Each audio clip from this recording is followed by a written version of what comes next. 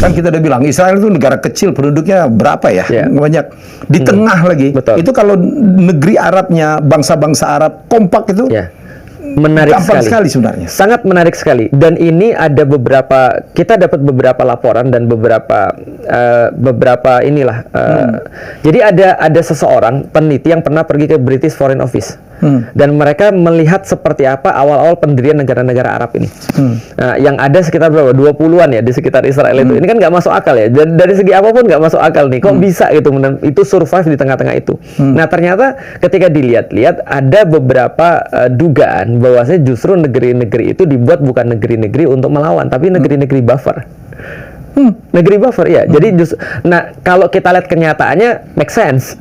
Justru yang pertama kali kemudian melindungi ketika ada problematik ya justru negeri-negeri ini.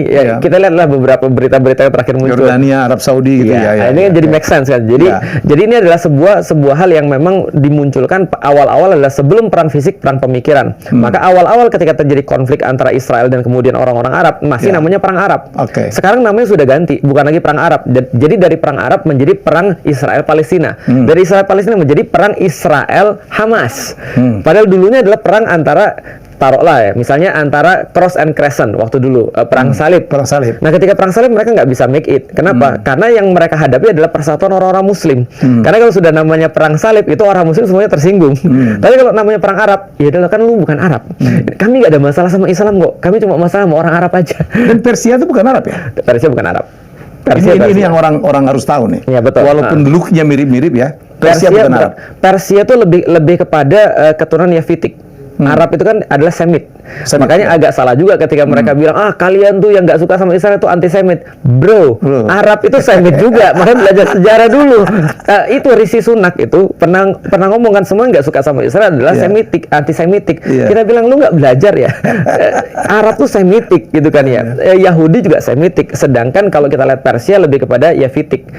Dia kayak orang Chinese Yafitik, Mongol Yafitik, Turki lebih dekat ke sana ya. Semua orang-orang utara itu Yafitik. Kalau kita bahas tentang sejarah, film-film juga sama. Game of Thrones itu mengenal ada The Northern The White Walker itu kan orang-orang utara, Northern Tribes. Dari dulu sampai sekarang negara utara tuh senantiasa negara-negara yang sangat ganas, sadis. Asterix dan Obelix itu negara utara. Apalagi yang penakluk terkenal Eropa itu namanya Attila Dahan. Attila Dahan itu orang utara. Mongol itu orang utara. Viking kasar-kasar gitu ya. Iya, Viking orang utara. Itu keturunan sama Yafitik.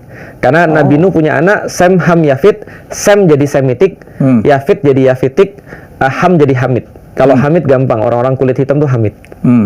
Kalau kita gabung orang Indonesia Yafitik sama Hamid. Makanya begini. Iya, makanya begini, sipit dan hitam. Oke, jadi luar biasa ya. Kita dapat banyak gambaran dari Ustadz Ferdinand.